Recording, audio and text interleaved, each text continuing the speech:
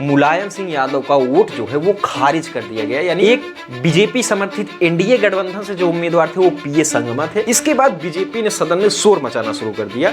गलती से एनडीए समर्थित पीए संगमा को पहला प्रेफरेंस दे दिया। इसके बाद उन्होंने अधिकारी को बुलाया, उस बैलेट पेपर को फाड़ दिया और दूसरा बैलेट पेपर लिया। उसमें सही था राष्ट्रपति जो बने बाद में प्रणब मुखर्जी थे। अच्छा, 2012 में जब राष्ट्रपति का चुनाव हुआ तो उसमें एक अजीब वाकया देखने को मिला। वही चुनाव जिसमें प्रणब मुखर्जी आगे चलकर चुनाव जीते थे, उसमें मुलायम सिंह यादव का वोट जो है वो खारिज कर दिया गया, यानी वोट कैंसिल हो गया। इसका कारण क्या था कि 2012 में दो उम्मीदवार राष्ट्रपति के थे। एक बीजेपी समर्थित एनडीए गठबंधन से जो उम्मीदवार थे वो पीए संगमा थे, और कांग्रेस समर्थित यूपीए गठबंधन से जो उम्मीदवार थे वो राष्ट्रपति जो बने बाद में प्रणब मुखर्जी थे।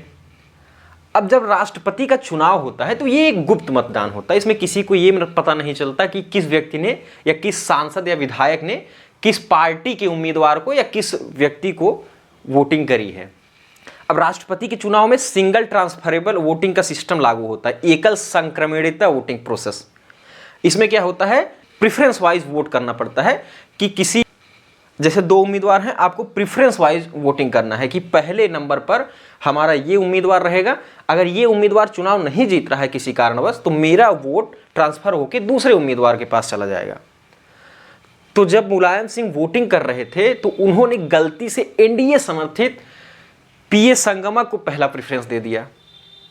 बाद में उन्हें रियलाइज हुआ रही तो गलती हो गई, उन्हें देना था वोट प्रणब मुखर्जी। इसके बाद उन्होंने अधिकारी को बुलाया, उस बैलेट पेपर को फाड़ दिया और दूसरा बैलेट पेपर लिया। उसमें सही तरीके से यानी प्रणब मुखर्जी को पहला प्रेफरेंस और दूसरे प्रेफरेंस पर पीए संगमा को भरा।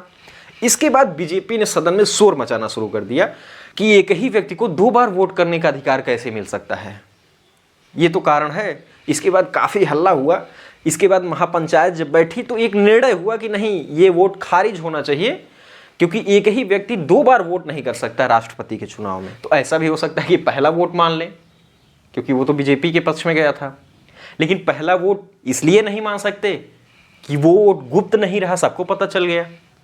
और दूसरा वोट इसलिए नहीं मान सकते क्योंकि वो पहला नहीं था। तो इस तरह से मुलायम सिंह का वोट जो है वो खारिज हो गया।